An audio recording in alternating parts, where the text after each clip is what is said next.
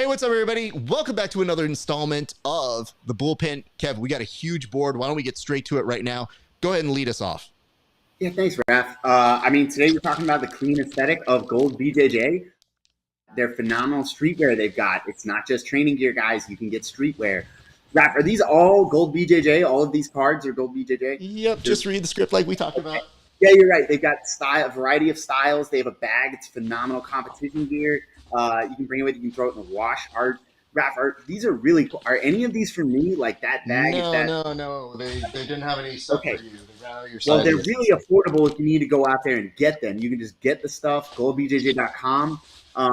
These shorts are awesome. I'm going to get this. Wait.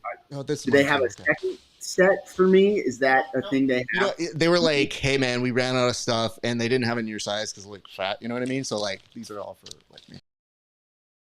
goldbjj.com. Deep mountain to climb to become a master, especially when the task at hand puts a relentless demand on your body. There is nothing casual about this sport. It's all in, all effort, all focus. It takes a lot from you, but the reward is unmatched. Mastery of oneself, an acute understanding of your weaknesses with an explosive sense of your strengths. Being able to complete the climb to mastery requires the proper nutrition. This is why it's important to take in a potent blend of electrolytes that is in tune with your output and brings strength to your goals. This potent blend is only found in salt electrolytes. Salt targets your depleted electrolyte levels with a boost of hydration and health. It gives your body the baseline recovery it needs.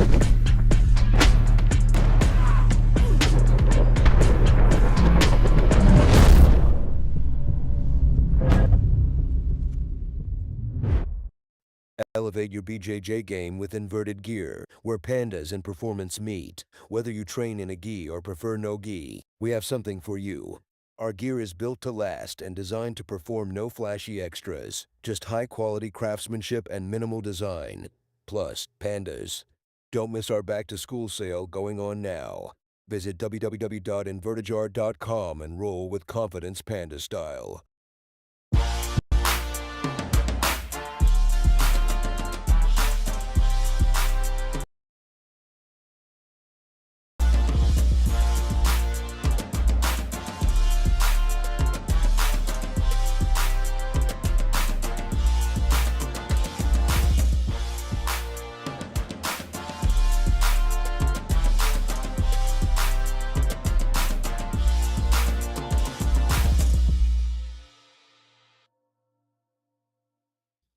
What is up, ladies and gents? It is your friendly neighborhood BJJ podcaster, RAF ESPARZA, coming to you live on this beautiful Friday afternoon. And I just see that Kevin rejoined us, which was not scary because we were going live. And it would be good to have Kevin on the show where we normally have 3 different panelists.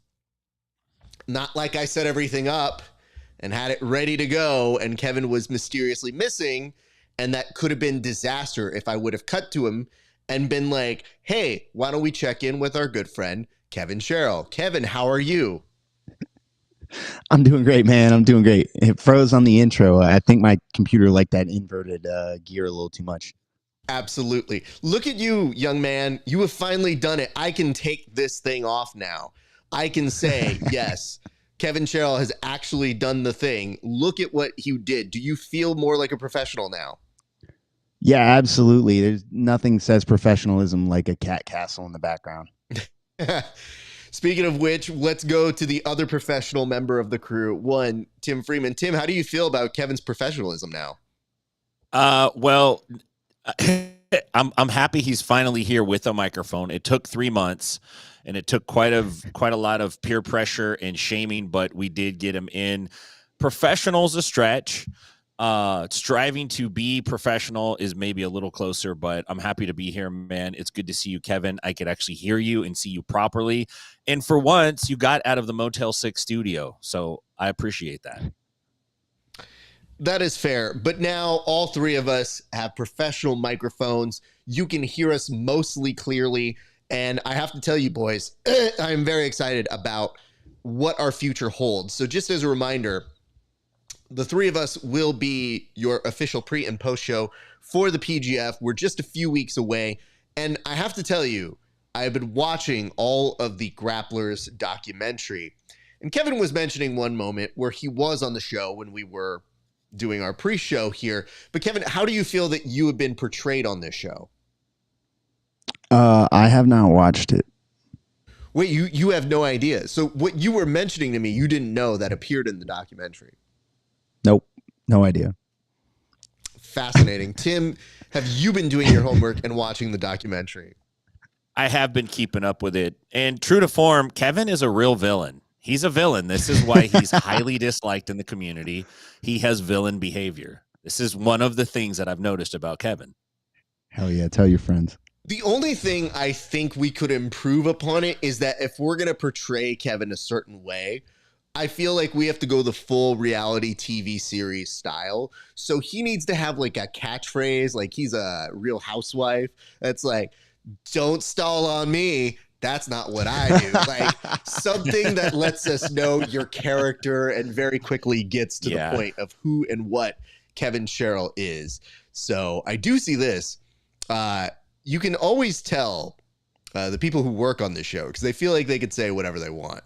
And one, Brian Peterson says, Kevin's mic coming in as hot like that salt ad. So, yes, the salt ad is very loud generally, but we did turn it down based off of the joke that Brian Peterson did say the other day. So thank you, Brian. And look at this. Egghead points out he's a real podcaster now. Yes, he is. He has come a long way. He's overcome some odds. So we did start talking about what was referred to as an October surprise. So, Tim, what exactly is the Bullpen October surprise? The Bullpen October surprise is our opportunity to hamstring this arrogant villain sitting over on the left pane here. And what we did was we put him in a position where he could not use a handful of submissions, the inside-outside heel hook. I believe we also took away the toe hold. And the Aoki and the straight ankle. Aoki and straight ankle. So we gave him a one-time ticket. He's got a one-time ticket, a Chuck E. Cheese coupon. He could redeem one time for any of those subs, but that's it. That's the October surprise. So, Kevin, how has that been going for you so far? So far, I'm still holding my one bullet. I'm not going to lie. I'm still holding that one bullet. I had somebody picked out at my seminar this past weekend. I was like, that's my guy. That's my one bullet. I'm going to use it my first week of the month. Let's go. And then we never ended up in leg exchanges, which was interesting. It was a weird match. It was a weird couple rounds, right? No, I heard you right. I know exactly what you meant when you said match. Even though that gentleman probably had no idea it was a match, in your head it was 100%. Oh, he was very aware. He was very aware. We were circling each other like sharks the whole time. And I was like, this is the guy.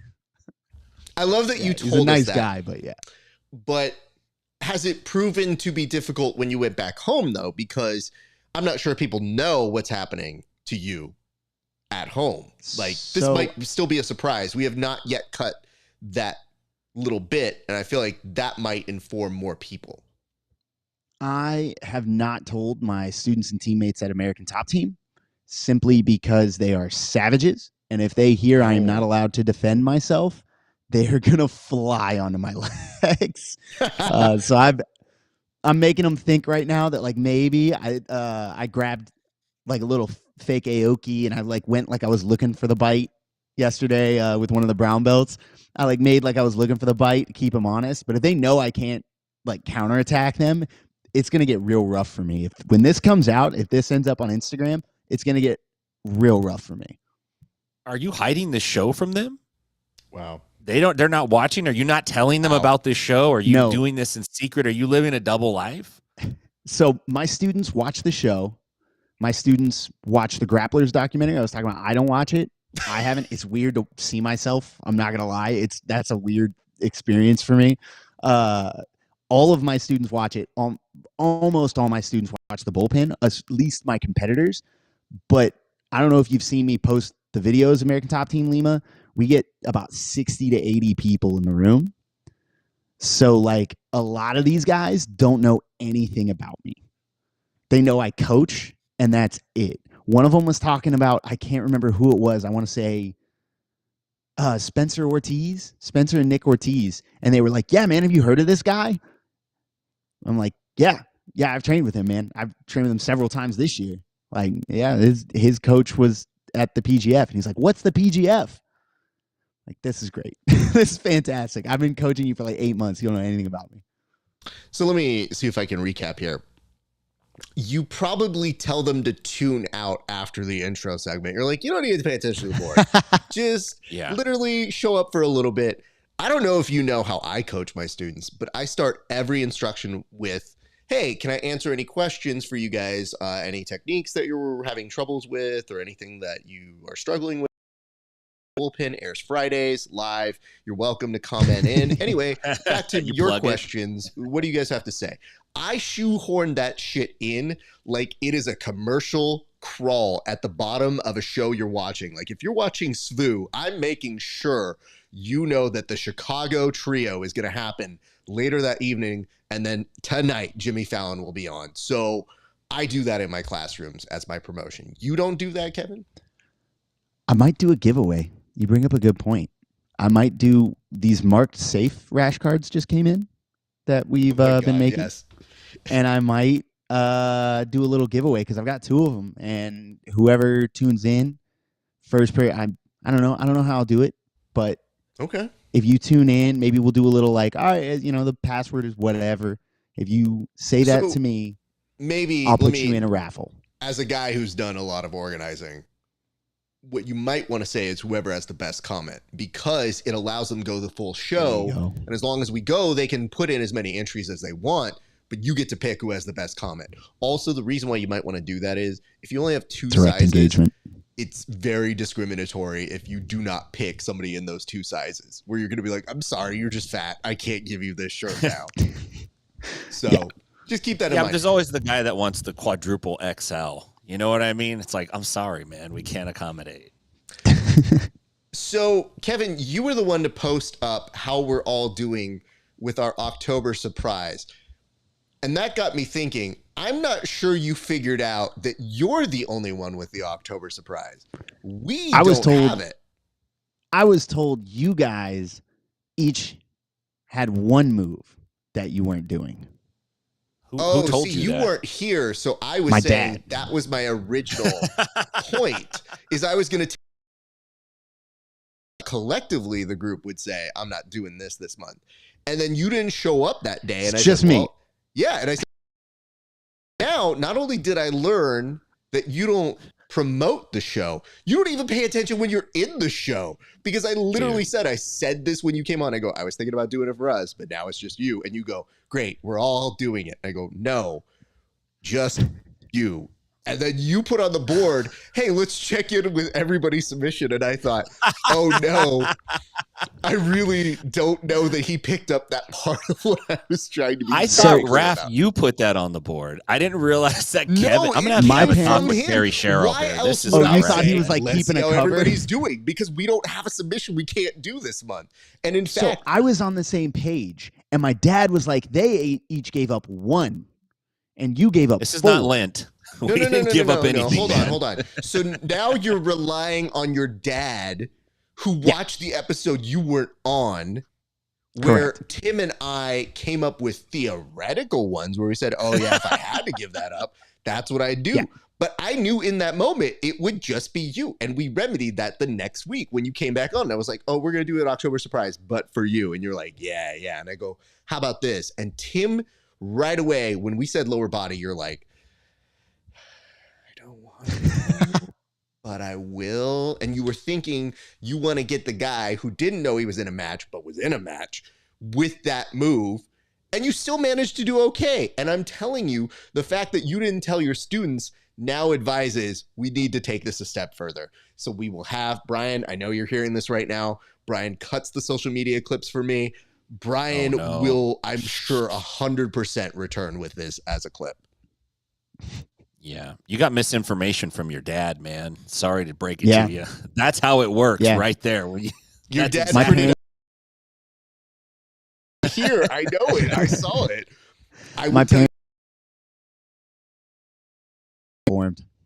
Mr. My Sherrill. parents and my aunt watch every single episode. This what we are doing right now is on screen in Clanton, Alabama, in a gas station where my aunt works. I What's love up, it. Alabama. And Yeah. Mr. That's Sherrill, where she lives. I want to say thank you for tuning in. I Yes. love that you tried telling your son, like, no, they got to give one up too. No, that's not the deal.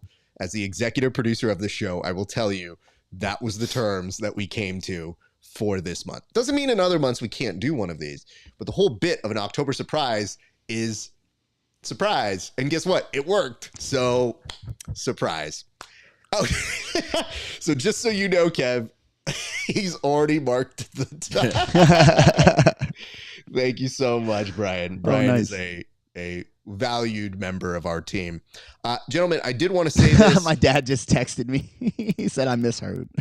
Oh, your dad said that he misheard. No, Mr. Sherrill. I didn't realize that. In real time. Damn, they are listening. I apologize, Mr. Sherrill. Yeah, it was good. It's Okay, insane. but Mr. Sherrill, do you see how good you and your family are as supporters for us? Can we teach your son how to do that for a show for himself that he's on? Because you guys all seem to know when this goes on. Kevin cannot be bothered to tell his students, like, hey, be cool if you guys tuned in for a little thing I do with my buddies. It's all over my Instagram. Ish, but you know what? A lot of stuff is over your Instagram. I don't know if That's you've true. counted how many stories you share in a given day. Now, granted, a lot of it benefits me. And yes, you did put up 2 of my things this week, so it was adorable. Very nice. Thank you. But you are not short on sharing things.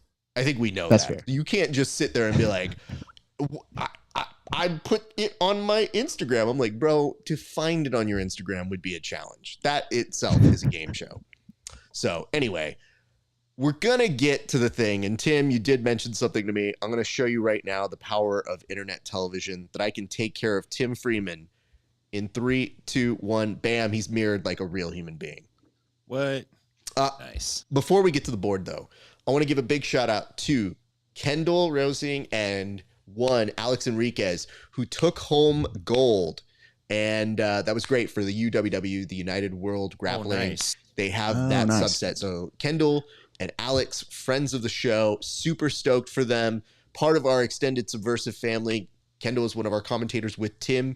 And I was super stoked when in the early aughts of the morning, she was able to take home gold. And Alex Enriquez, I believe, bringing home her 2nd gold. So very, very impressive work by the ladies Nice. out in, let's say, Azerbaijan. I don't know. I don't know Yes, where it is. sir. Is that where it is? That's correct. Yes, it is. I feel like I just always get it wrong, so I'm very happy I got that one right.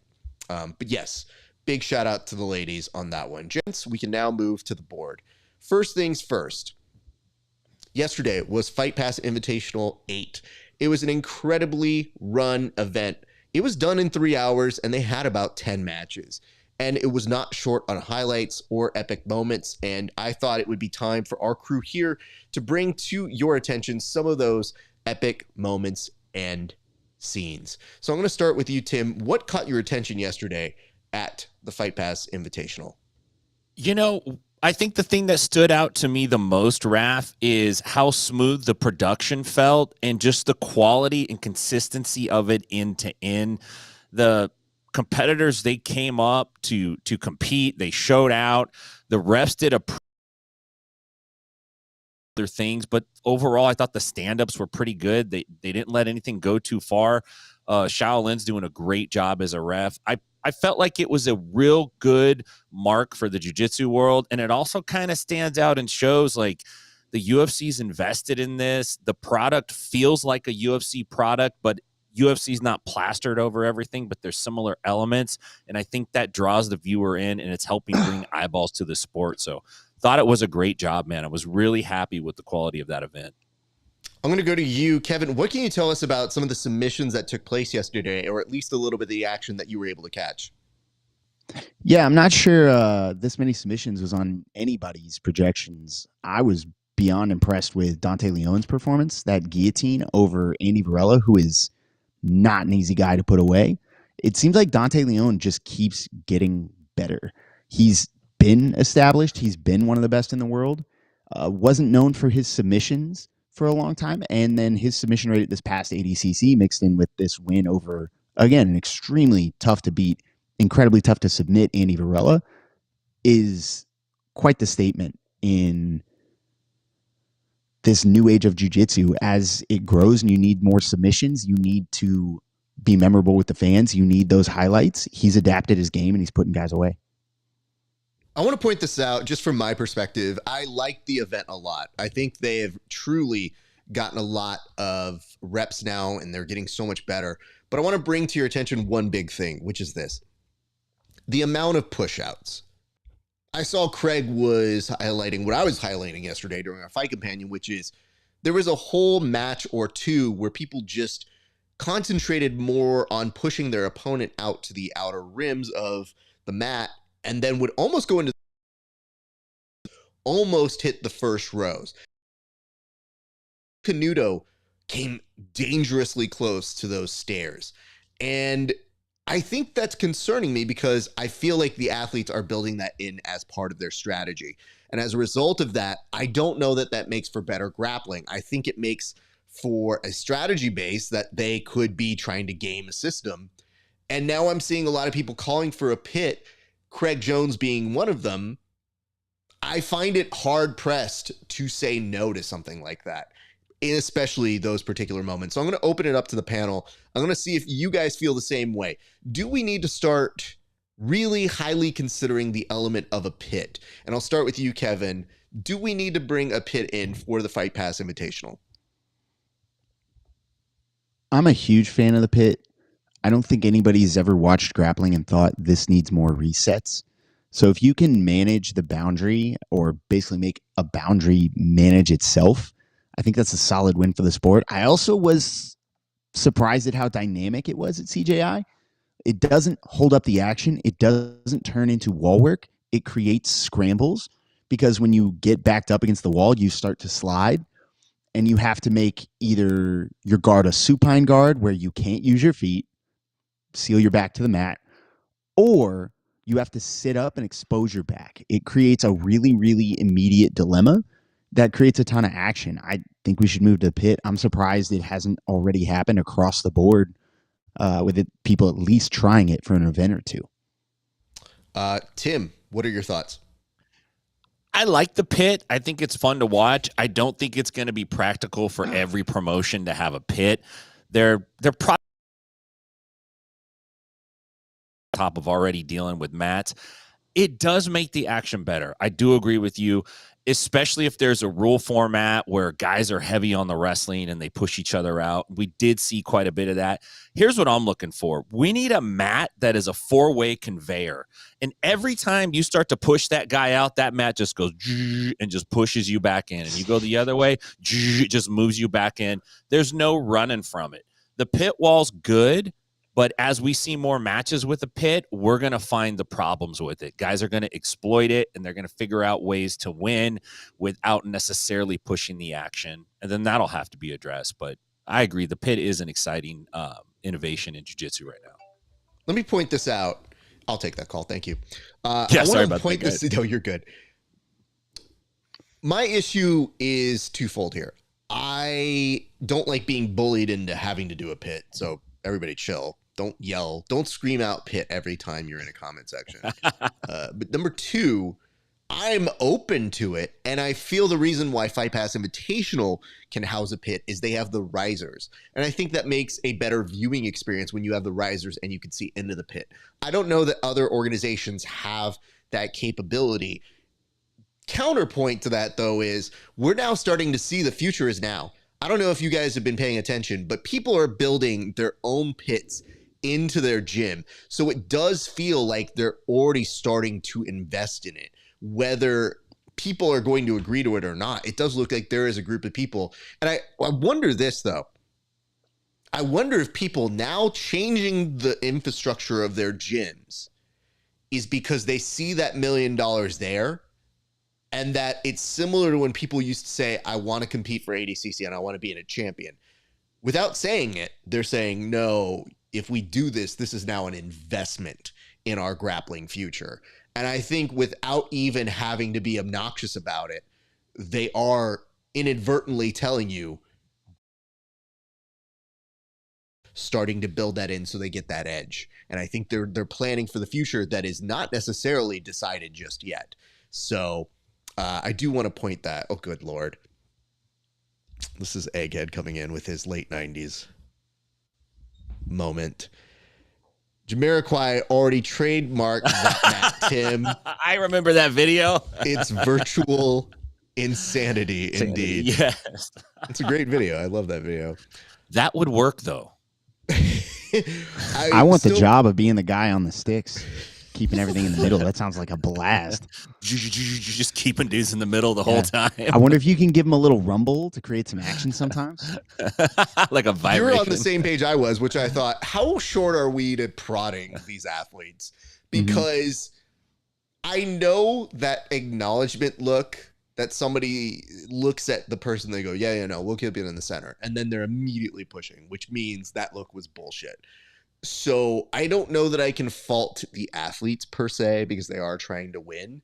But as Tim mentioned, no matter what system you have, they're going to game it. And if that's the case, are you going to feel bad that you made this pit and people in 2 months move on and go like, I don't care for the pit anymore? So I think the idea is to be well-versed, just try to be open to stuff, because I think if you want to compete and run it in the different rule sets, you probably should be adequate at doing all of them. So I think we'll see the no pun intended pitfalls when it makes its way to blue belts. It's like you see the worst EBI matches in the world and the worst ADCC matches in the world when you get like lower level competitors, the blue belts, the white belts, the occasional like local purple belt where they haven't really figured out their jiu-jitsu and they just run into like a technical wall mixed in with like a lack of literal wall. Yeah, it's interesting because this is like the opposite of bowling. When you're a beginner bowler, we put those rails up so you can't go in the gutters. The better you get, we drop the gutters. In grappling, we put the gutters up. Oh, you're an expert? We need gutters for you, man. Let's put them up. All right, gents, we are going to move to our next topic. And I did see a live update from our good friend, KEVIN SHERRILL over here. So I'm trying to find a way to implement it. But I will come back to that shortly. But for right now, why don't we go ahead and advance it, and I'll tell you what the next topic is, which is, guess what, everybody? Over the weekend, some unfortunate business happened in the world of grappling and jiu-jitsu. There was a gentleman, a man, who saw that his son was being beaten by a girl, and as a result of it, decided to make a cry face and then flip the girl off when she went to get a handshake from him. It has gone fairly viral in the community, but I wanted to give both of our panelists here some time to give their responses to it. And I figured we would start with Tim Freeman, who is both a father, a coach, and a competitor. So Tim, what made you of this very unfortunate video? Well, I love piñatas. Dale, dale, dale. That is the piñata song, man. Sung at a lot of birthday parties for my kids as they bat the piñata around. Listen, man, who hasn't flipped off a kid? Or who hasn't wanted to? Let's just say that. You know, two parts to the story, right? The story comes out, and initially it's like, man, this dude flipped off a kid, and everyone's like, whoa, you flipped off a kid? Like, what, are you crazy? And then he comes out, he apologizes, he's humble, he explains it, he says, hey, she was talking smack to my kid, I got upset, blah, blah, blah. Okay, I get it, but look, man, your kid is a kid, and whoever's talking smack to them, if they're a kid too. Let the kids handle their beef. Big bad dad doesn't need to get involved and flip people up. This is a little bit of a problem in youth sports in general, is that the parents are hyper aggressive, or let the kids handle it. Get over it. Doing something like that and then having to come out and apologize is just embarrassing, and it's kind of lame, and it was avoidable. Poor taste on the person's move who flipped the kid off, but they're kids, man. All right, Tim, thank you for that. Kevin, what was your response to that video? I have a strategy recommendation. I think it was silly of him to apologize, and he should have kept that feud going for, I don't know how old, or we'll assume 10. I think if he waits 5 years when puberty hits his son, he's not losing to that girl again. You got to keep the feud going, really draw it out, and run it back in 5 years when that kid's 180 pounds and that girl is 120. I really think that's the strat. This guy's not thinking long term. That's my issue. Oh, okay. So your thought is that this video that we're looking at right now, which let's go back here for a split second. And I want to point this out. When we go to look at this, it's the flick off that always catches us by surprise. Because then you see somebody who's going over to this person and the look on his face like, yeah, I know. But I mean, all I did was give a little cryy face. It's all good. I'm just going to get my stuff and move. Yeah. Like that to me registers as one of the more embarrassing moments in parental history. So let me just put the perspective for you guys out there. Yes, I know we can make fun of these things and have a great sense of laughing about it. Who does this? No, hold on. We're going to come back here. But I want to point this out. Even Kevin's dad, who regularly tunes into this show, does not send us notes being like, you're being a little hard on my kid. If anything, he's the one that goes, yeah, you know what? I told you the wrong information, Kevin. That's on me. My man is such a supporter here. Be a father like Mr. Sherrill, if you would. But let me go back to this video here because, guys, and we make it a point on this show to always play it from all angles. So we're going to do it again. But I want you, this is a full screen version of it. All right. So look, I'm opening with the Pan's Labyrinth eyes and arms gesture, if you would. And basically saying cry, and then the flip off, like not even Stone Cold Steve Austin flipped off a child. Dude, and then the best part here is the repercussions because this dude with the hat is like, sir, we need to chat. And he does it again to justify his actions. He's like, hold on. I didn't really do anything other than just do this. And so he's showing them like, oh, in case you didn't see it, this was it. I didn't do anything crazy. And now he's asking this gentleman, the older folk, is asking for just some clarification. Like, what the fuck were you doing there? And he goes, no, I just cried. I was just simulating crying. I didn't do anything wrong. And then at this point, he's pointing at himself like, I will kick your ass, sir.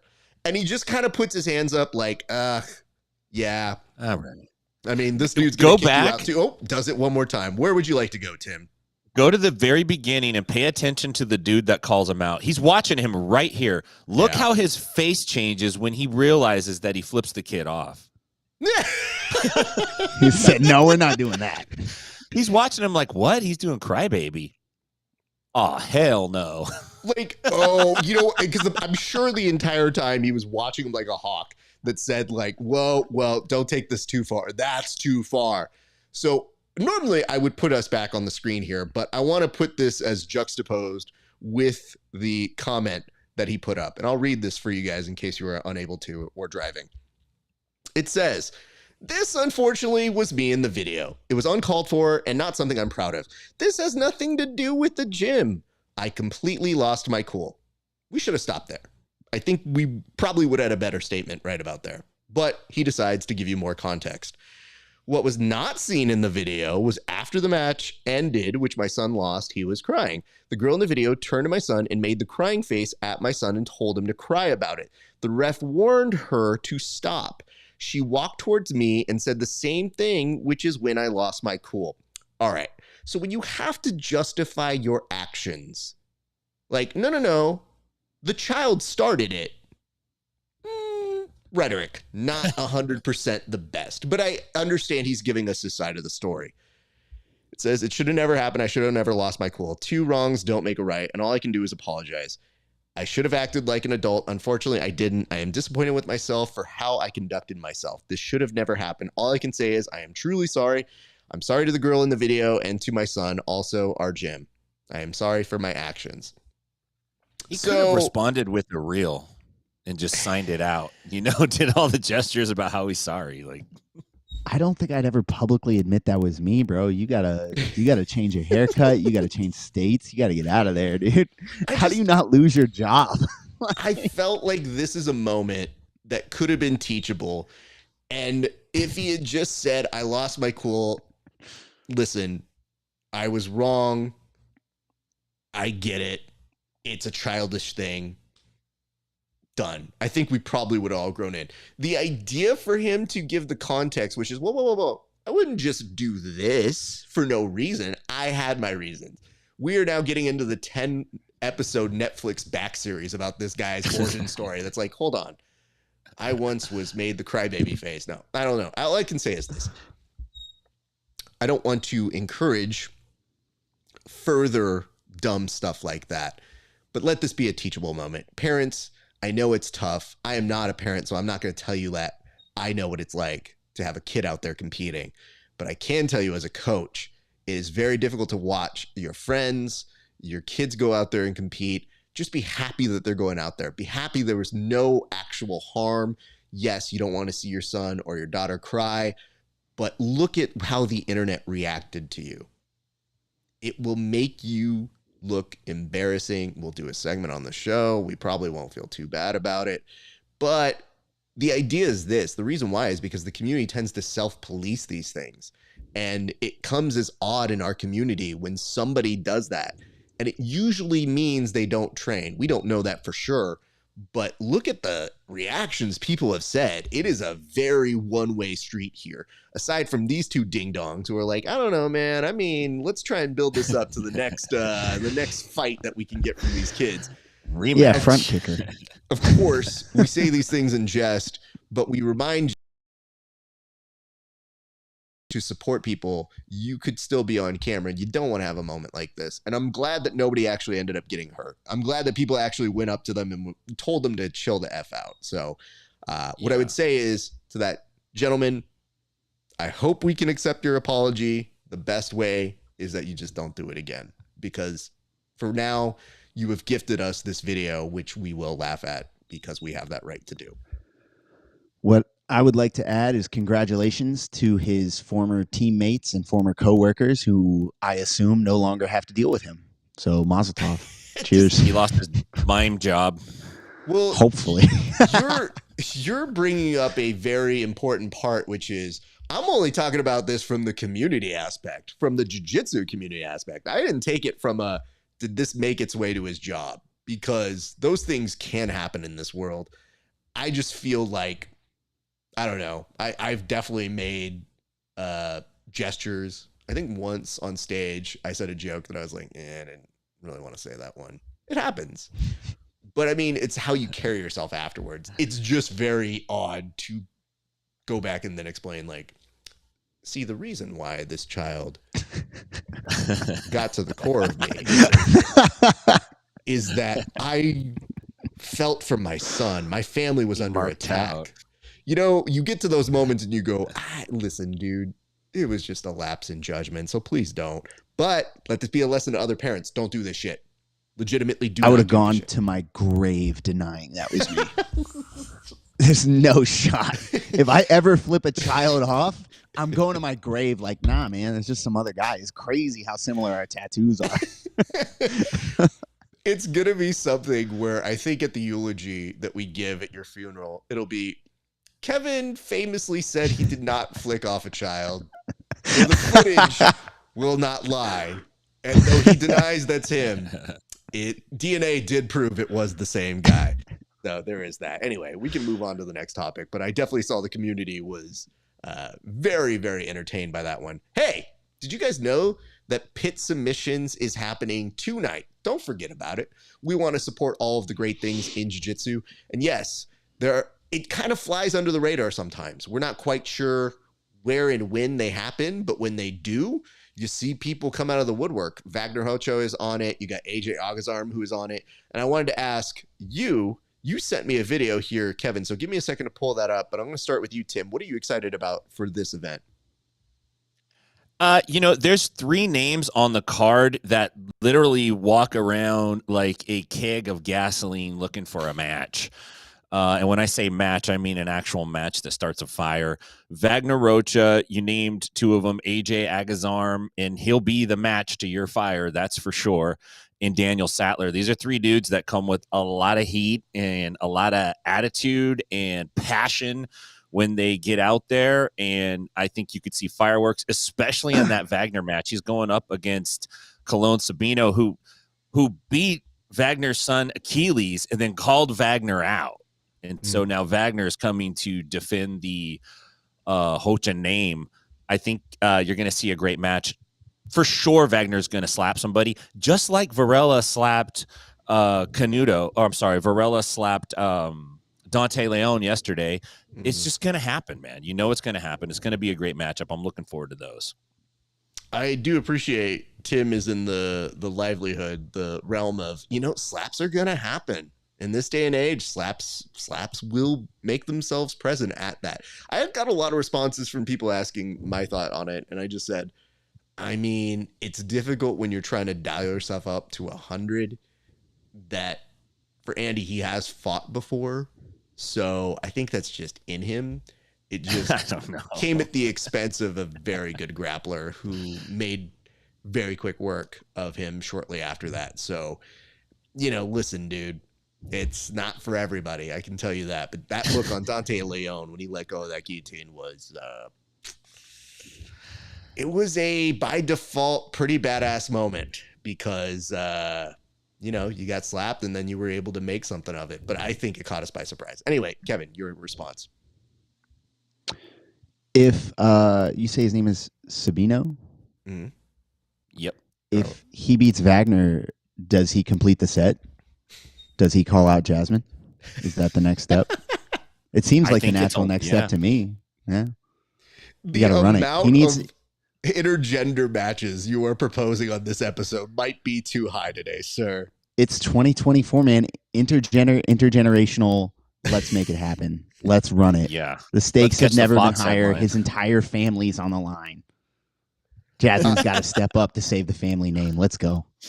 So, Kevin, a few seconds ago, you sent me something, and I think I found a way to implement it on the show. So give me a second here, and I want you to walk me through what this all means, because it shows you actually did your homework on this one. But I'd love to hear what it is that you see going on this video that's on replay for us right now. Oh, yes. Yeah, so... yeah. If you guys haven't seen this, clearly there's a costume shop out back of Pit Submissions. I can't believe that man owns that leopard coat all the time. Like, that's a new addition. Skateboard shirt. Absolutely. That feels on brand. But yeah, it looks like Pit Submissions is doing weigh-ins right. They know what they're about. Not one person is allowed to look like a normal functioning human being. Kevin, have you ever thought about wearing just like a leopard print sort of a thing here? Has that ever gone into your mindset? That's more of an Elijah thing. Yeah, that's fair. That now that you bring that up, I was wrong to even suggest that. You're right.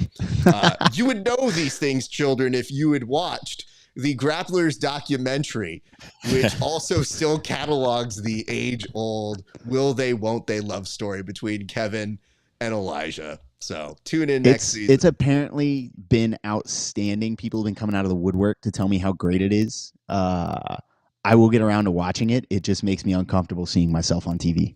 You're on TV right now. I know. Okay.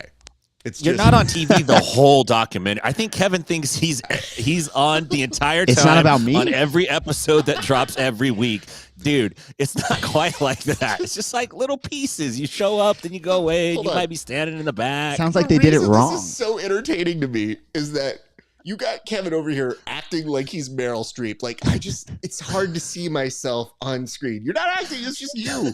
And it's just weird. I am sure it is somewhat weird, but it's not that weird when it's part of the event, because 96% of what you're seeing on there is not you on screen. So I don't know if that's a deterrent that now makes you not want to watch it. I'm just going to scroll through that part. Because I'll be perfectly honest, my cameos are as such. One, John Combs is trying to beat the shit out of me when he showed up, and I was like, go weigh in. Funny. The second one is something you were directly involved in, which was when Max Hansen showed up and they about Statler in front of me, and I'm just interviewing. That's what I was doing. Yeah, I can't deny the fact that I was trying to tell this kid, like, why are you saying what you're saying? And, so far I'm batting 1,000 on my cameos. And I thought you were coming off very good. Not Canuto good, but who is going to come off that good? Right. Gentlemen, we're going to advance here, but I do want to point this out. It says, Wallow J, Kevin has the spa day robe. He should wear that. That's actually not a bad branding idea. Okay, we can definitely work with something like that. Okay, thank you for that, Wallow. We advance the board to our next topic, which is, gentlemen, listen, when I put the advancement here, you're going to see what I want you to talk about. Originally, I told you to pitch me something you could debate. I didn't like any of it. So now we're going to go to a topic that you will learn for the very first moments when you see it on here. And I wanted to pick something divisive, something that you guys could truly impress me, because why are we doing debates now? Well, apparently there's no more presidential debates. For different reasons. I don't know. Somebody says they won. They didn't. The other person's like, hey, I want more TV time. It's free time. And listen, it's a mess. So rather than watching the political debate, I want to put us into a debate here and see, as an exercise, how our two correspondents do under fire. So as we advance this here, I look at you guys and your debate topic, be it resolved. What is the best burger chain? Now, gentlemen, the way this is going to work is you will each have 1 minute to convince me, the moderator here, what is the best burger chain. You will then have 1 minute for cross-examination, where you may challenge the other's interpretation or conventions. I'm going to start with you, Kevin Sherrill. I ask you the question, what is the definitive and best burger chain? Easy choice. It's got to be Five Guys Burgers and Fries. Simply because, and you can attest this, we can run the numbers, we can check the scoreboard. It is actually $57 a burger. And if you want fries, it goes all the way up to $84. And the fact that people are willing to pay exorbitant amounts for what is functionally still a good burger, it has to be at the top. It's the same way we grade Chipotle. Everyone goes to Five Guys. Everyone goes to Chipotle. They eat it. They love it. And then they complain about how terrible the service is, how expensive it is, the portions, how it doesn't really work out. Love the thumbs up. Already getting fans. How these things are huge negatives, and yet they still eat there. Easy. Five Guys. Gotta be. All right. I cede my time to Tim because he's going to need it. Oh, wow. Okay. Well, you know what? I do agree. Five Guys has a decent burger. Using Chipotle is wild. They're probably the most terrible place in the world, but everybody's got their own thing. That's cool. I would argue, listen, if you're talking about burger chain, I'm going classic. And this is going to turn some people off, but hear me out. You cannot go wrong with Mickey D's. No matter where you go, Alabama, and pull into a Mickey D's and get a plain cheeseburger, and you know what you're going to get. There's not a Five Guys out there. McDonald's will cost you $3. It's cheap. It'll feed you. It won't kill you unless you have it every day. But who does that? That's not part of the point. And it's a consistent product. Plus, if you got kids, they got ball pits. They got Ronald McDonald. Back in the day, they had the Hamburglar. They have, like 80cc, they have a rich legacy of feeding people cheeseburgers. Billions served. Billions. Okay, gentlemen, I've heard your opening statements. Thank you so much for that. We are now going to get to cross-examination here, and I do want to point this out. Egghead's trying to come in here and run this like it's his courtroom. This is not your courtroom, sir. This is my courtroom. It says, remember, cross-examination should only be leading questions where they can only say yes. Thank you for that. That is why we have the judicial system that we have, I think. All right, gentlemen, here's what we're going to get into. Now you will each have 1 minute for cross-examination. In that time, I will expect you to try and challenge the other person's contentions. So right now, Kevin, you get the opportunity to ask Tim any questions about his argumentation. You have 1 minute on the clock. Go. Who do you think has better fries, Mickey D's or Five Guys? Are you out of your mind? McDonald's has the world's most classic French fries. Fresh, hot, can't be beat, soaked in beef tallow. Five Guys French fries are terrible, man. They shred a potato and they throw a bunch in the bag, and they're like, "Oh yeah, feel blessed. We gave you extra." Put that in the trash. So I want it in a big ass red box. That's what I want, man. They're only $1. I'll give you that, but you can't have the best for $1 unless, I guess you can. You can't have the best. I'll give you that one. But they do have the Big Mac scale, right? Right? That's the economists use it because of how prevalent McDonald's is. Yes. You talked about 1 billion served. That is, they still have that scale so much so that they're an established economic measure. Making a lot of sense. I don't know, man. Okay. He's faltering here. I'm going to go to you, Tim. You now have a minute on the clock for your cross-examination to Kevin's line in his opening statement. Go. So, Five Guys, would you say they have quality ingredients? Yeah, but not quality. Like burger quality. Burger quality, right? Let's not get crazy. I'm not eating a steak. How many burgers have they served? What would you guess if you could just say, like, how many? At least 5. Have they sold less burgers than McDonald's? Yeah. Has there ever been a documentary about Five Guys?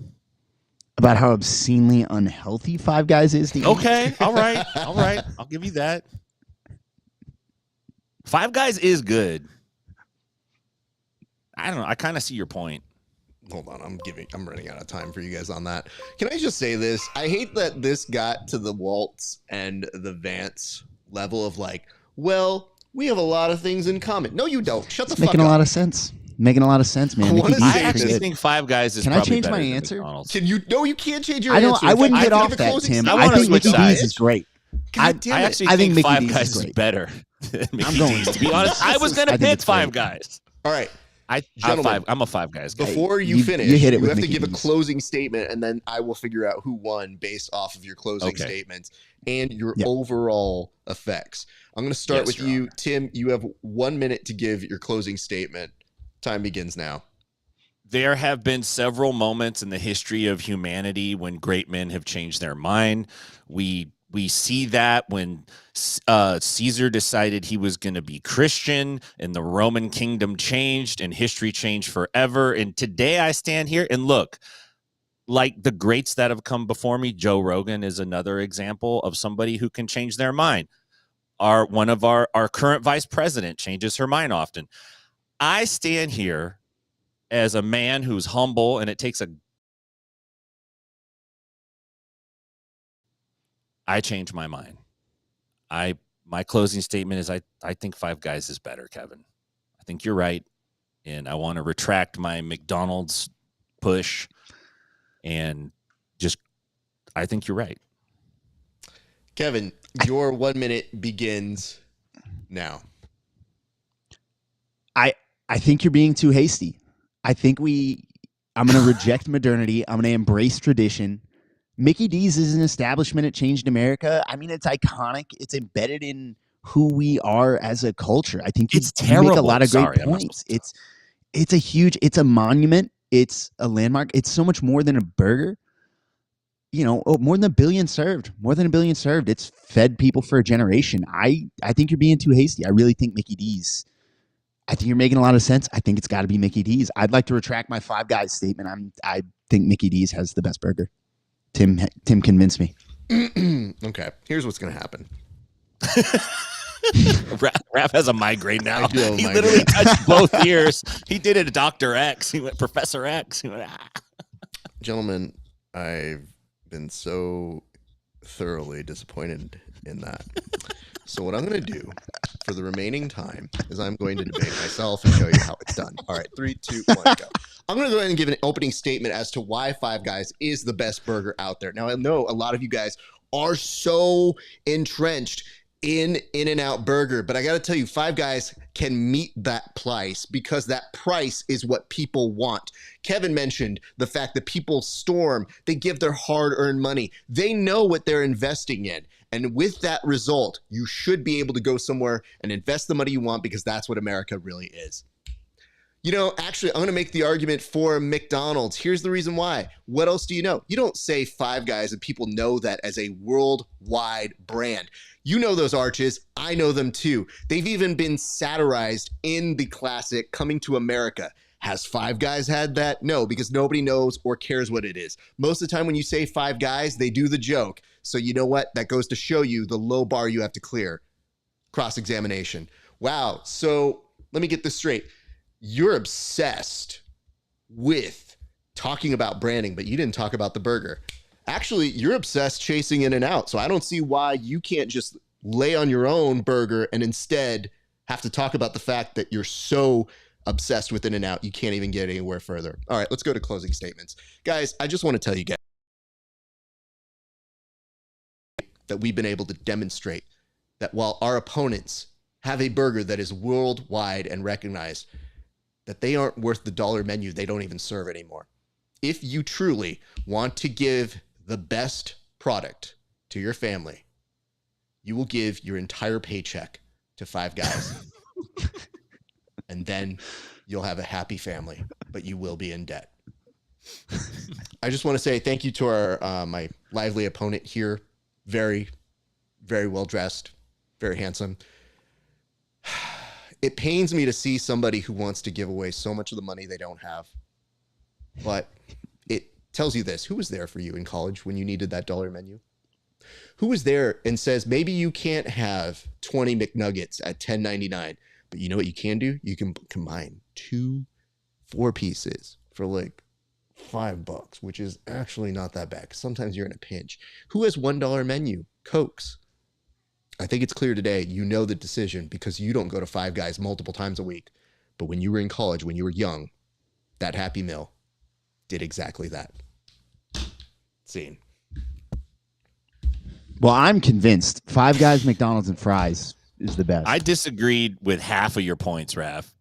I'm not going to tell cared you if which you halves. disagreed. They were just articulated, and I literally debated myself in literally 2 minutes with cross-egg. This is the start of Raf's mental breakdown. It's not even the mental We did breakdown. It's just me showing you guys how to do your job. Literally midway, you want to falter, and you're like, actually, I'd like to change my answer. And I was like, you don't I don't know. change I your think we answer. both were Do just you so think- convincing with our opening statements, you know? Do you think that man who was crying at that girl stopped midway and said, this is a terrible idea? No, he didn't. He did it twice.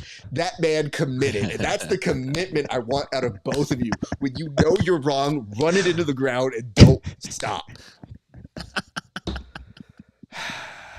Again, literally, he's not wrong on this one, though. So it says ineffective assistance of counsel for both sides. Yeah, I still love you guys, though. Anyway.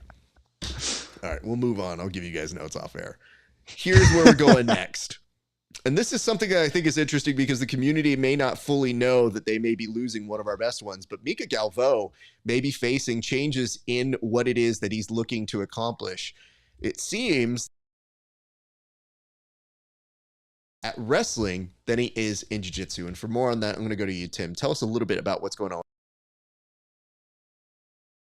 Recently had an interview with a Brazilian media outlet called Mundo de Lucha, and he spoke about his quest or a desire of his to be in the Olympics. He talked about being a brown belt in judo, but said that he feels like the Judo Federation is probably too restrictive for him to get there. But he didn't rule out wrestling. He said that wrestling feels like it's the most natural crossover for him, and that there is a possibility that he goes through the Brazilian team to do that. I thought that was interesting for a couple reasons. One is obviously his girlfriend is a gold medalist this year, Amit Alor. She did a great job in the Olympics wrestling for the United States. And also, it kind of gives some credence. You don't see very, very many like jiu-jitsu grapplers crossing over into the other grappling arts and doing very well or even making a run for it. If Mika could pull something off like that, I think that would be a big feather in the cap for the jiu-jitsu world. Whether he can do it or not, I don't know. American wrestling is pretty tough to crack. I don't know if he has a better opportunity in Brazil, but I did find that is a pretty interesting point that he's making. Outside of setting his sights on MMA, the dude's great at grappling, but there is a chance we won't see him in a no-gi jiu-jitsu match for a while. Kevin, I want to ask you this because you have experience wrestling, and I want to get your take. What do you think his odds are for success in wrestling, and what do you think he needs to be worried about or look out for when he does cross over into that world? Extremely high. I think Mika is going to transition amazingly well. You were talking about not to disrespect an Olympic team, but you were talking about the difficulty of getting onto the Brazilian national team. I believe their judo team is extremely good. I don't. Nations tend to gravitate towards either judo or wrestling, and they don't really. There's not a lot of crossover. You don't know many nations that have chosen the gi versus no gi. It happens in stand-up grappling as well. They make a hard choice. You don't see many that are good at both. I think his odds are extremely good. There's something that you need in wrestling, and it's explosiveness. And I don't know if you know about this guy, Mika Galvão, but he's kind of explosive. I will say, and this might be slightly out of pocket, there's drug testing in the Olympics, and Mika has popped before. So worth a consideration. If he doesn't pop, he absolutely has the skill set to go out there and really, really put the world on notice, and it would be a great win for the jiu-jitsu community. I'm rooting for him personally. You know, it is very funny. You brought up something that I was thinking of when they said he has Olympic aspirations. And I said, does he have clean aspirations as well? Because I know that was an issue that came up a few months ago, and Olympics don't play. Like, no, they'll catch you. That's not to say you couldn't have a lot of success in wrestling and other ventures. It's just, that's a tough one. And I wonder if it is one of those things where that is not in his system anymore. He's not doing something like that. But to my knowledge, famously difficult. Unless Brazil is there going like, it's not a problem. We'll get like a waiver. You know what I mean? Yeah. Unless you have a nation behind you willing to invest like absurd amounts of money. I don't know how much Russia put behind their infrastructure for cheating. That's public knowledge. We're not gonna play. There's a whole documentary about it. Can I also bring this up? How are you? Thank you for bringing up the documentary, by the way. How are you more like? I don't want to be spicy here, but I'm about to be spicy. When you had a debate element and you were like the most non-committal to being like, I mean, this is delicious food. I'm not gonna offend anybody here. You were spicier about the wrestling take than you were about your wrestling take. Mickey D's is pretty good. Okay, thank you. I'm glad I think Mika has a chance to make the Brazilian team, but there's no way he's making the American team. I don't think that's going to happen. No, but he can make the Brazilian team. Look, the guys that are getting caught are the guys that aren't following the protocol. The guys that follow the protocol are not getting popped. So take that for what it's worth. I think there's more drug use than what we think in the Olympics. I mean, yes, there are still people I feel like are getting by on the system, and people are getting more complex as we go. I think the better question is, are people going to care anymore about it? Like, I feel that there are more and more lines that get blurred where people go, I don't know, man. And I think what ends up happening is when you age out of certain brackets, that's when you see a lot of people go, I don't know. I mean, JRT's pretty good. I don't really care about steroids. I think they're pretty okay. Because they all want to continue playing. It's the Wagner Hocha response when he's like, I mean, me? Steroids? Yes. And he just tells you he's doing it. And he's trying to give you the justification, which is, oh, I mean, come on. Come on. Don't you want to see me out here? I mean, I want to be out here. I need them. Yeah, give me. Which is not far off from Gordon's explanation. So I think it really gets down to the fact of, will people still care about it? Because even if you won and got caught, it's almost like the athleticism at the time will be the thing that people remember more than the stipulations that happen to them or the repercussions that happen to them in that result. Yeah, absolutely. The championships you win, people remember that. Unless you play baseball. If you play baseball, baseball doesn't mess around. They basically are like, nah, when you die, we'll acknowledge you. R.I.P. Pete. But yeah, I mean, I'm right, though. I mean, my thing is baseball, maybe to their strength, says all of these other sports are adapting to the times. Why should we? It's our strategic idea is we have a strategic advantage to just be on the outside and let everybody else advance, while replay, no, if we make a bad call, we stick to it. You know why? Because that's what you do, kids. You stick to your bad decisions for the period of an hour. All right, we're gonna move on, and I will tell you this was a nice little delightful thing that came up on the feed, and I'll get your responses to it, gents. But it does look like, ADCC might get intimate. Or not. We're not sure. Mo, on a recent ADCC Instagram Live, said that if he were to do ADCC again, the next time it would be a smaller arena and that he would take care of the athletes, some, in private. I now ask for your responses, and I'll start with you, Kevin Sherrill.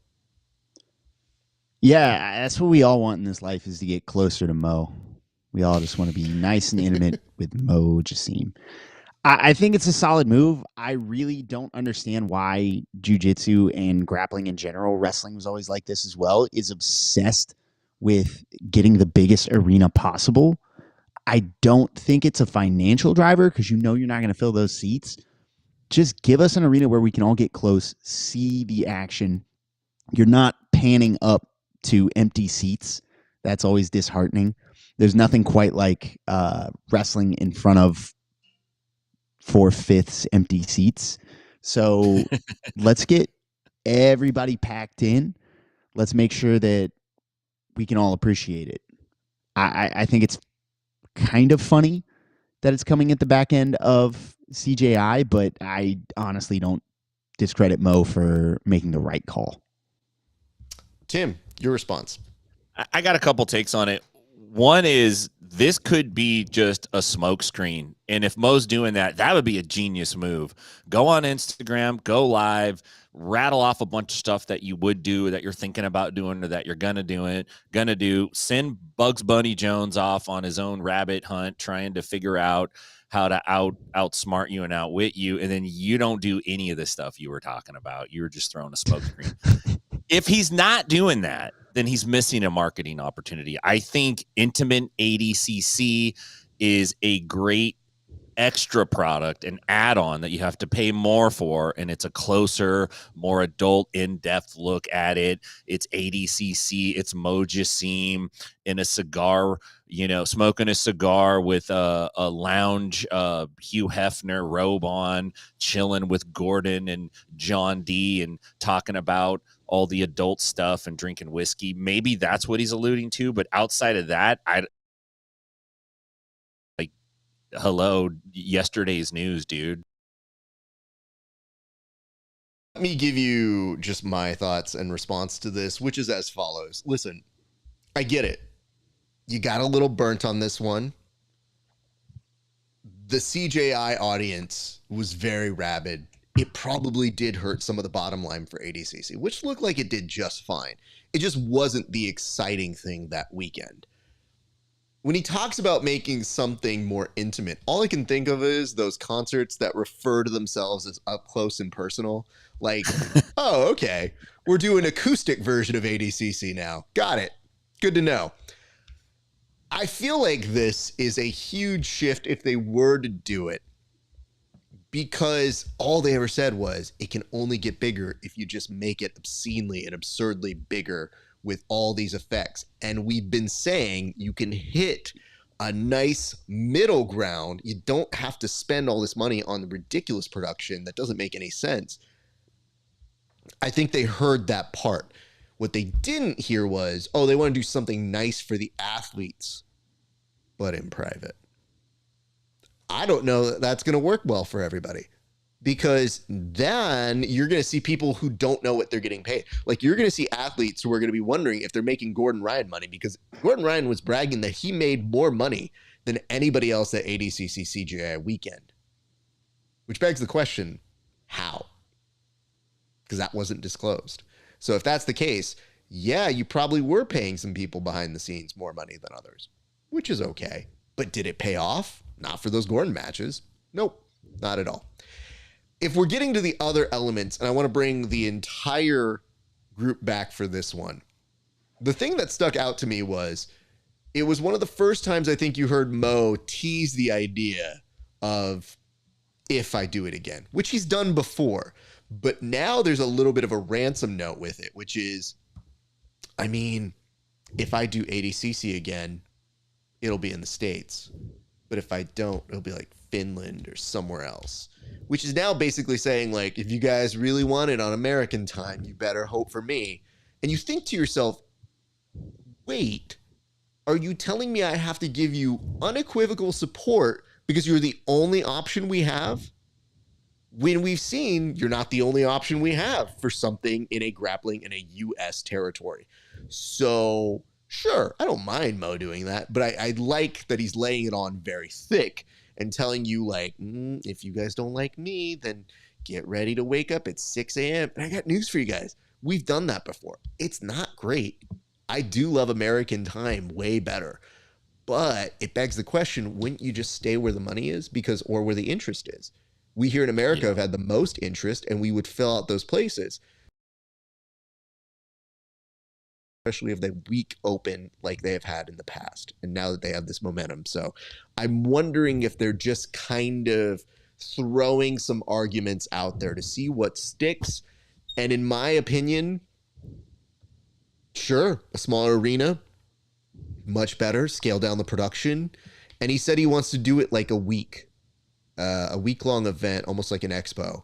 And that could potentially put more attention on the divisions in a way that makes it easier to see. If you were to do like 1 or 2 divisions per day, I don't know, maybe that does make it a little bit easier to see. And maybe you can extend the rights for broadcast for an entire week and make it a spectacle. Oh, wait, that sounds familiar. What are we doing next month? PGF, yeah, right. You don't want to do that overseas right now. That would be a terrible move, actually. They'd lose their audience, I think, if they went to Finland or some other spot. I think America is actually supporting it as a group of spectators right now. Maybe if they went to Brazil, but I think they lose steam if they go out of the country right now. He's got to stop taking tranquilizers and going live on Instagram. I just think he's just talking at this point, man. Sorry to interrupt. Kevin, what were you saying? Nah, he doesn't want to take a step backwards. He doesn't want to go. He knows the money is in Vegas. That's where the fight scene is. That's where you're going to get the tickets. He doesn't want to take a step backwards. The whole like idea of him uninvolving himself, I think it's purely a bluff. It's no, ask for me. Well, it's also a bluff because we've seen it in the past. We've seen him do this. I'm retiring. This is the last one. Just kidding. I'm back. And I'm like, you were never gone. You kept being on the Instagram lives. You want to do this. You want the adulation that comes with it. And I think the weirdest part for me is whenever I see him go live on Instagram, it's not great internet television to watch. I go for the information, and I got to tell you, I was spectacularly surprised that I went, and normally he takes minutes to get to the big bulk of the information. And he actually just said it. He's like, if I do ADCC, this is what I'm thinking for next time, smaller arena. And I go, oh, did I hit the new information? I'm out. That's all I had to watch. Great. It was great. Awesome. Because I didn't have to listen to any more of it. I was in, I out, and I got the important information, the nugget that happened. And that was the pulled quote. And you do see that Craig was able to run with it and said, wow, what a great idea. Who came up with that idea to pay the athletes and to do these things? So no matter what, you can't minimize the effect that Craig Jones Invitational had. It's just going to be a matter of what do they do next to rehabilitate the brand? And I would say their strongest audience is still in the US. If they go to other territories, I think they would do well, but it's undeniable they've been courting this and they've been doing all of these different ADCC opens heavily in the United States. Why would you take that away as your base? So I'm going to say we'll probably see Mo for the next one, because why would you ruin that momentum? But I almost feel like we're going to do this every single time with this dance. Literally. It's every 2 years. Like, what are you retiring from? Working every 2 years? Like, get over yourself, Well, dude. hold on. I get the idea that they're difficult to put on. I will always go with you on that. But I think most other event planners, like, they don't necessarily need that credit, perhaps because there is more credit in other sports. So you don't see Roger Goodell showing up every week and being like, do you guys want me back? Yeah. I'm only coming back if you want me back. And it's like, bro, nobody cares, Roger Goodell. If you left, we would live just fine. And instead they go, no, just kidding. I'm coming back. Fuck you guys. I hate you guys. I'm coming back just out of spite. I know so many people that have Mo's like personal phone number, and they like don't know him like that. He just gives it out if you're a competitor. And it always struck me as odd that you would want your phone to blow up like that. Like, I don't even want people at my gym to have my actual phone number. Like, contact me on Instagram, you savage. And then him going live for the dopamine rush makes the whole giving out his phone number thing make sense. I think he loves when he gets 147 texts in an hour. I think he loves that. I mean, listen, it is what it is. It's a difficult job. I will always go on that side, but I'm always thinking to myself, listen, dude, you're going to take a little bit of a hit. This might be a little bit of an ego, but I know there's a part of you inside that's so mad the flamethrower is going to have to go away, and that the LED wall has to get a little bit smaller, and goddamn, I want those drums, but we can only order 5 drummers. Oh, I hate it. But I think it's better for the brand. I think it just gets more people paid. It gets the athletes paid. And guess what? I know now that we're on this athletes getting paid circle, A+, always been on that side. I hope they are equally ride or die for those of us who work in the supporting roles to get us paid as well. Because I venture that's the next rates. I know what they're getting paid. It's not glamorous, you guys, but you know it's not fun? Talking about how glamorous it is for other people when I just want to make sure people get paid in a healthy and convenient amount. I see a note here from Egghead that says, if they're the Olympics of Jiu-Jitsu, why not let it last 1 to 2 weeks like the Olympics? Well, the Olympics has like a lot of really cool and exciting events. We don't. You know what I mean? Like, we have some that are kind of cool. Some of the weight classes are better than others. That's what we should do. I should have you guys rank the weight classes. That's what we'll do. Power rankings for the weight classes one of these days. Let's see how spicy that one gets. I would just say this. A week long could be a very interesting thing. You run it as a special event for a broadcaster. See what happens. I'm into that. That's a good idea, Mo. Let's see that work. It is longer to pay people. So there is that. Longer to hold the venue.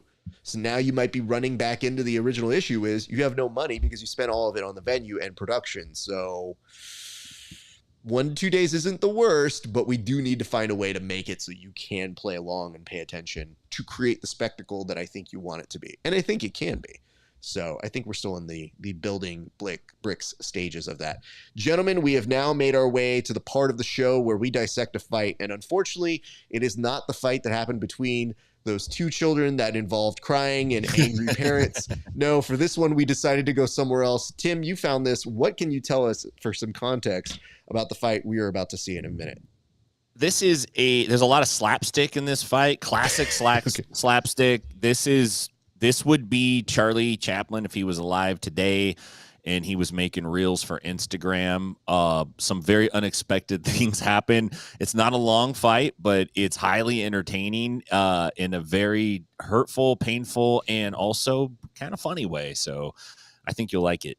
Beautiful. Why don't we get straight to it right now? About to put it on in 3, 2, 1. Kevin, take us through your interpretation of this fight. Oh, I'm so excited. Oh, man, this is incredible. This is like a Super Smash Bros. Level. He's got the escalator in play. This is fantastic. Oh. Ooh, hockey fights too. Nice little gi grips. The jorts. Jorts versus Cargos had to start this fight. It had to start this fight. He said something about the little bendy knees. Man, this guy's got the whole special. He's got the jorts. He's got the New Balances, the high white socks. This is straight out the 90s. Yo! How bad do you want the rematch that you go down the up elevator? Good Lord. All right, I'm going to give you a little bit of play-by-play, and then I'll come to Tim to bat up on this one. First things first, we see immediately that there is some aggressive back and forth here. More different Charlie Brown is taking some heavy impacts, gets put on the ground, and is going to get some serious issues as he's taking some blows to the head. But this woman says, CTE be damned. I'm on a schedule. Get the fuck out of here.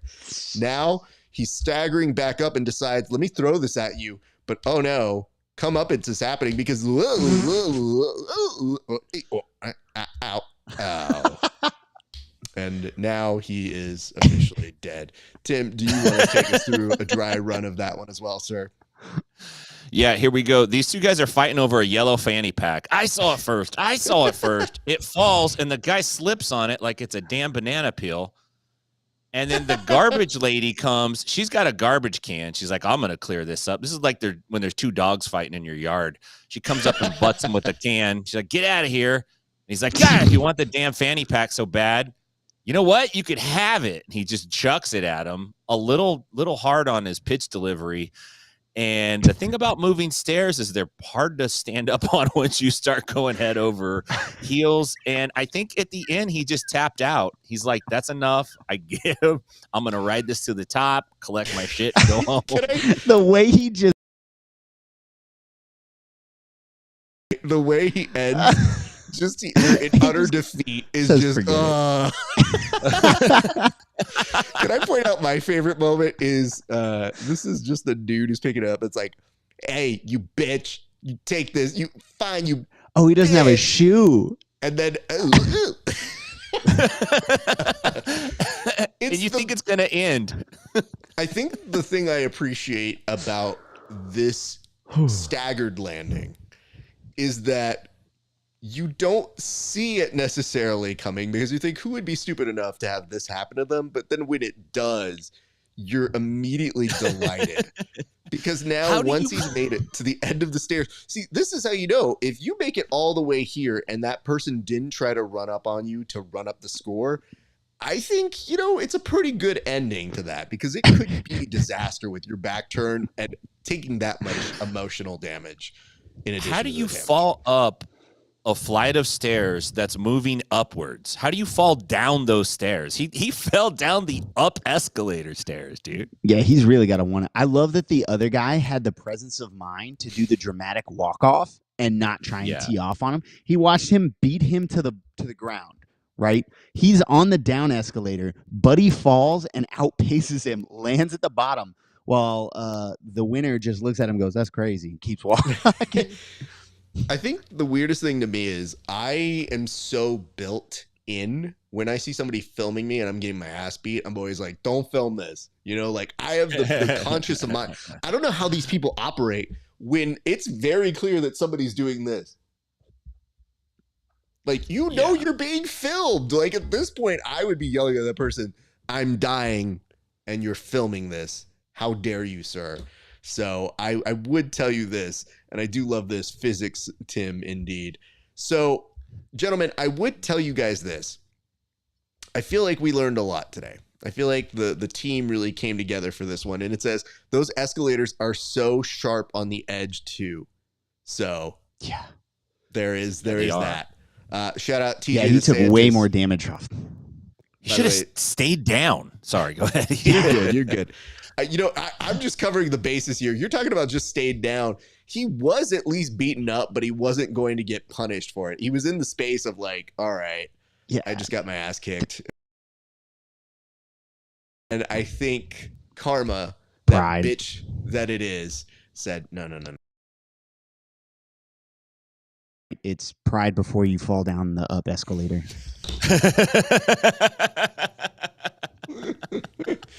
The whole In this episode case, was it was worth a it yellow just for that fanny one pack. liner. You know what? You were saving that as a great reminder on how we can close out the show here today. But gentlemen, here's what I'm going to do. I'm going to come to you both to go ahead and plug your stuff, and then we will close this out. Kevin, I'll start with you. What would you like to say? And where can the people find you, sir? People can find me at Superfly in Decatur, Atlanta, or American Top Team Lima in Duluth. Come by and train. It's super welcoming. They're going to try and kill you, but it's super welcoming. And at Kevin Grapples on Instagram. Beautiful. Thank you so much for that one. Tim, I'm going to come over to you in just a second. Where can the people find you, and what is coming up with you in the near future, sir? I just want to remind everybody, if you do go train with Kevin, go in the month of October, because there's a bunch of submissions that he can't do on you, so you have a greater chance of surviving against him. Outside of that, you could find me on Instagram at InsideBJJ. You can go to InsideBJJ.com, get all the cool stuff that we're doing. I have a Patreon, patreon.com/InsideBJJ. If you're in Nashville, come see me at 10th Planet Nashville. And if you're out in the hood in the 209, please check out our sister school, 10th Planet Stockton. It's great to be here today, Raf. Thanks so much, man. You're welcome, gents. My appreciation to both you boys. You did great work this week. And as Egghead says, you did very, very well, just aside from one thing, which was other than the debate, which we will fix. We will do some adjustments. We'll retool that one. But in the grand scheme of things, I thank you guys for tuning in. As a reminder, you will see the three of us hosting at the upcoming season of the PGF that begins on November 3rd and goes all the way to November 8th. So we will be the official pre and post shows. We've had meetings with Keelan and with BMAC. Super stoked about what you guys are about to see from us. So stay tuned for more updates from our social media, including Instagram, Twitch, Twitter, Facebook, YouTube, all of them at Grappling Hour. We have new episodes coming out very frequently, and we will be back here at the Bullpen next Friday. So get excited for that, and we'll give you a full recap of all the events and all the nonsense that happens in the world of grappling and jiu-jitsu. So my thanks to all of you for tuning in. I'll just say this. It has been a great day for grappling. We'll see you guys back on the mats.